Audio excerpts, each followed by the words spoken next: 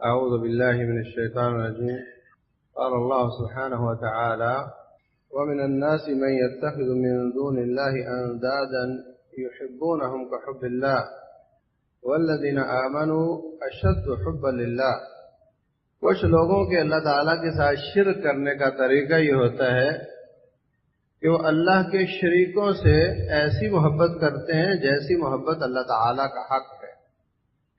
حالانکہ جو ایمان والے ہوتے ہیں وہ سارے جہان سے، ساری کائنات سے، ہر چیز سے زیادہ محبت اپنے رب کے ساتھ کرتے ہیں. اللہ اکبر! اللہ تعالیٰ سے محبت یہ اس کی عبادت ہے. اللہ تعالیٰ نے ہمیں پیدا کیا، اس کا حق ہے کہ اس کے ساتھ سب سے زیادہ محبت کی جائے. رسول اللہ صلی اللہ علیہ وسلم ہماری ہدایت کا سامان کر گئے. اس کے بعد سب سے زیادہ حق ہے کہ نبی سے محبت کی جائے صلی اللہ علیہ وسلم. والد والدہ کے ذریعے ہم دنیا میں آئے، اس کے بعد سب سے زیادہ محبت کا حقدار والد اور والدہ ہے. تو انسان کے گناہ سے بچنے کے لیے، نافرمانی کے بچنے کے لیے جو عوامل سامنے آتے ہیں ان میں سب سے پہلا درجہ محبت کا ہے. آپ نے پرائیویٹ سکول اور گورنمنٹ سکول کا فرق دیکھا. وہاں سبق یاد نہ کرو تو ڈنڈا مارا جاتا ہے، اور پرائیویٹ سکول میں سبق یاد کرو تو اسٹار ملتا ہے، نہ یاد کرو تو اسٹار کم کر دیا جاتا ہے. پھر سبق یاد نہ کرو تو اسٹار اور کم کر دیا جاتا ہے. پھر نہ کرو تو پھر گھورا جاتا ہے. استاد گھور کر دیکھتا ہے تو طالب علم برداشت نہیں کر سکتا. تو وہ اس لیول پر ڈیل کرتے ہیں کہ ریوارڈ دیا جائے اور اگر نافرمانی کرے تو ریوارڈ کم کر دیا جائے. گورنمنٹ سکول نہ بات مانے تو پٹائی کی جائے، اس پر ڈیل کرتے ہیں. اللہ تعالیٰ چاہتا ہے کہ میرے بندے میرے ساتھ محبت کے ساتھ ڈیل کریں.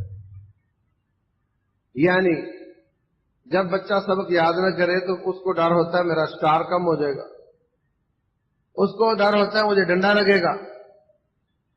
اور بندہ جب اللہ کی نافرمانی کا سوچے تو اس کو اس بات کا ڈر ہو کہ اللہ کے ساتھ میری محبت میں فرق آ جائے گا.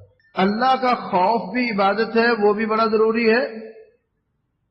اللہ کے ریوارڈ کے کم ہونے کا خطرہ، میرا جنت میں درجہ کم نہ ہو جائے، یہ بھی بہت اہم فیکٹر ہے. اور رب ذوالجلال کے ساتھ میری محبت میں فرق نہ آ جائے، یہ بھی بہت بڑی بات ہے. یہ سب سے بڑی بات. اور ایک چیز ہوتی ہے کہ اللہ تبارک و تعالی نے جو مجھ پر نعمتیں کی ہیں،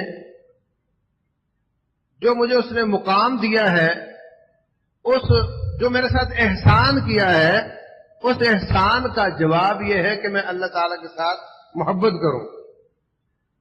ایسا نہ ہو کہ میں بے وفا نکلوں، وہ میرے ساتھ احسان کرے اور میں اس کی جناب میں برائی کروں.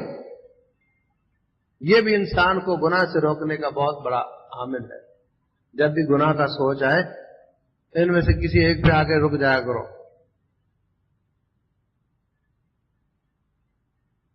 اللہ فرماتے ہیں وَلَا تُسْرِفُوا إِنَّهُ لَا يُحِبُّ الْمُسْرِفِينَ. اسراف نہیں کرو، اللہ اسراف والوں کو پسند نہیں کرتا. تو ہم کہتے تو کیا ہوا، پسند ہی نہیں کرتا نا، تو کیا ہوا. اللہ کہے میں دردناک عذاب دوں گا تو کان کھڑے ہوتے ہیں، ہاں دردناک عذاب ہوگا تو یہ کام تو نہیں کرنا چاہیے. اللہ کہے میں ایسوں کو پسند نہیں کرتا تو کان کھڑے نہیں ہوتے.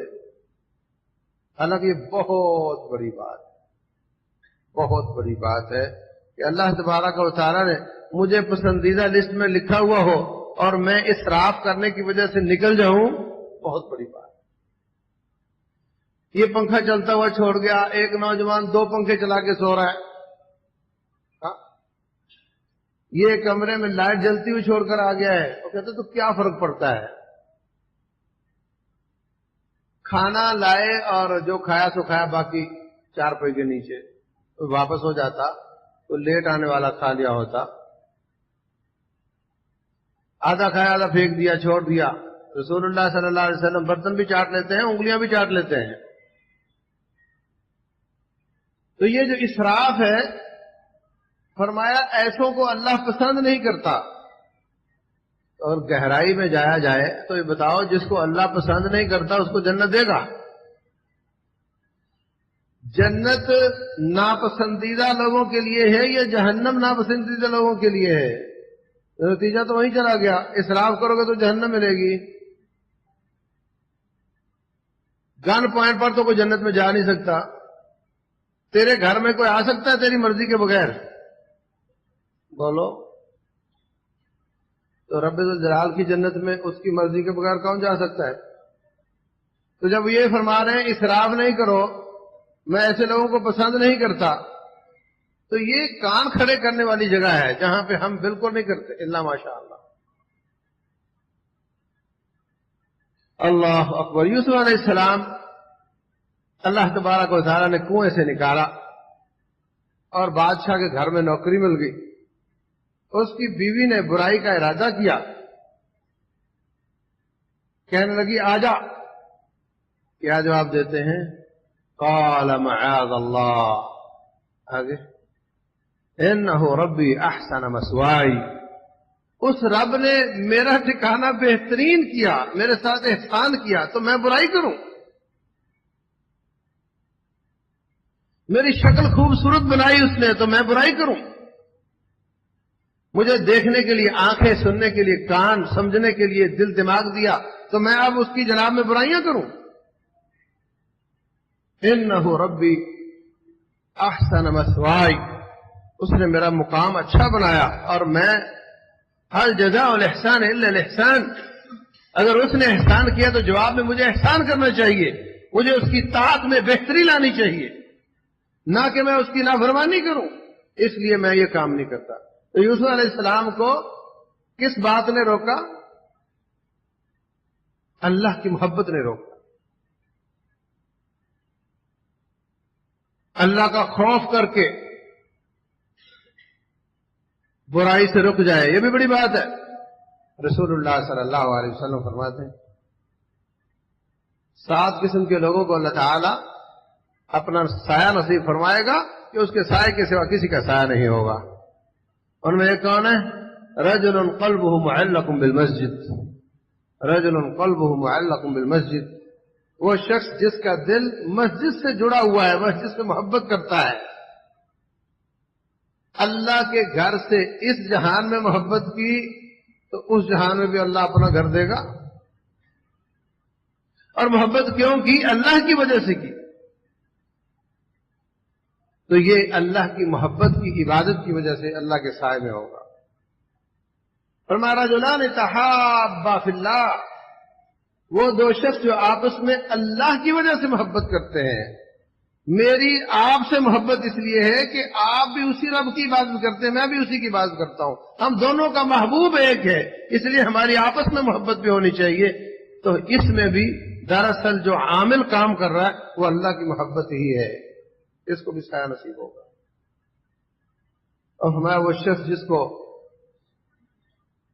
کوئی عورت حسب و نسب جمال والی کہتی ہے، بدکاری کر، اور وہ کہتا ہے انی اخاف اللہ، میں اللہ سے ڈرتا ہوں، تو خوف بھی برائی سے بچنے کی ایک وجہ ہے۔ وہ شخص 3 غار والے لوگ تھے، غار کا منہ اوپر پتھر آ گیا تھا۔ ایک کہتا ہے اے اللہ میری چچا داد بہن تھی، اس نے مجھ سے قرضہ لیا، میں نے اس سے برائی کا ارادہ کیا، اس نے مجھے کہا اللہ سے ڈر جا، یا اللہ میں تیرے سے ڈر گیا تھا، اگر اس وقت میرا تیرے سے ڈرنا قبول ہے تو آج میری مصیبت رفع کر دے۔ اللہ تعالیٰ نے پتھر پیچھے کر دیا۔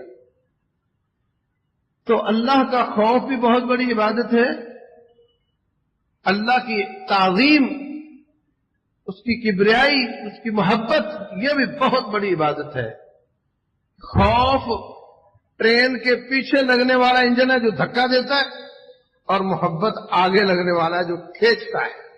اللہ کی محبت کھینچتی ہے اور اس کا خوف بندے کو دھکیلتا ہے، تو دونوں انجنوں کے ساتھ گاڑی ٹھیک چلتی۔